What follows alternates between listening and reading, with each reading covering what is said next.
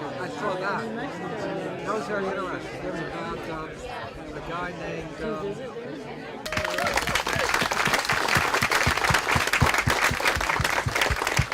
I'm excited that you're here and thrilled that you've come. We all have one thing in common, and that's psychedelics. I think about every table has a Heffter person at it. Please talk to them and find out what they're doing and what they're up to.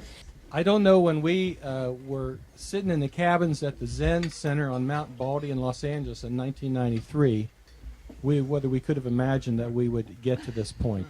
I mean, I think it was a dream, but now the dream is really becoming a reality. In the beginning, we had $100,000 a year from Bob Wallace, who was the 9th employee of Microsoft. And we sort of survived on that, but we didn't get much done. And just to tell you, our budget now is somewhere between $1.5 and $1.75 million a year. And Charlie Grove did the first groundbreaking study treating dying patients, end-of-life patients, with psilocybin. And that was published in the top journal in psychiatry, Archives of General Psychiatry, a couple years ago. That ball was picked up by Stephen Ross, who's nearly completed a similar study at New York University, looking at end-of-life patients. And Roland Griffiths is doing a similar study at Johns Hopkins University. In total, when all these studies are done, we'll have somewhere 80-some patients. We will be starting a pharmacokinetics study in the first of the year at University of Wisconsin. We're setting up a center there.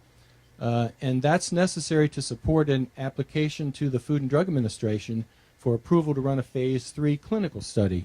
We keep seeing the same thing, people with enormous amounts of distress. Cancer is a nightmare. It's a total horror story which changes your perception of your distance to death, and it's frightening. And so the majority of our patients have had this thing happen where they undergo the dosing session, they lie down, it looks as if nothing's happening. They come back after a couple hours and they tell us the most remarkable stories of places they've been to, and the majority of them have had acute resolution or reduction of existential distress, resolution of death anxiety. And every time I keep thinking that these are plants and there's no way this can be real, but it's happened 30 times now that I'm a true believer. There's no doubt in my mind that psilocybin is the only thing we have in medicine as a treatment for existential distress and for the pain associated with the dying process, the psychological distress. And we're still collecting some follow-up data, but all 10 participants have gone through the treatment at this point. And we've seen dramatic decreases in drinking, not in the first month when the people are receiving the psychosocial treatment only, but beginning after the psilocybin administration. And concomitant with that, increases in people's self-efficacy, their confidence that they can change their drinking, and decreases in their craving.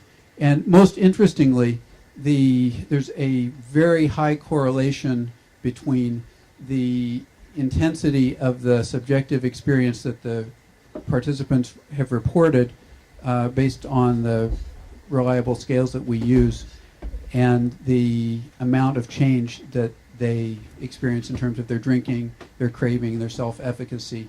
So it's really pretty strong proof of concept that these experiences are causing the changes that we're hoping to see. We need a pretty good-sized trial. We're proposing 180 participants over a 5-year period, and this protocol was approved just today by the Heffter board. The challenge now is to come up with the funding for this fairly large study. Clinical trials are not cheap, and this is the kind of study that would ordinarily be funded by a NIAAA, federal grant, but we're not there yet in terms of convincing the NIH that to fund clinical work with psychedelics. If you rate the top 5 things in your life, and if one of them was your psychedelic experience, which was that's me. So I feel I'm reasonably privileged to be with this group of people. And thank you all for coming, and anybody who has the ability to be helpful, please do so. I would remind everyone, you don't hear from us very often because we're a virtual institute. We don't have facilities, we don't have paid staff, we don't have any overhead. So all the money we get basically goes to these research projects. I would just remind you of that. So it's money well spent. And I would just tell you, and I'm not well off, I was a professor, I made good money, but didn't make a lot of money. But the Heffter is my top charity. I mean, I've cut back on everything so I could give as much as possible to Heffter. I really believe in it. So consider, if you give money to charity, consider that Heffter could be one of your top charities. And I really encourage you to really open up, because we really need it now. It's not just a game anymore. We're on the road to get there. We can do it.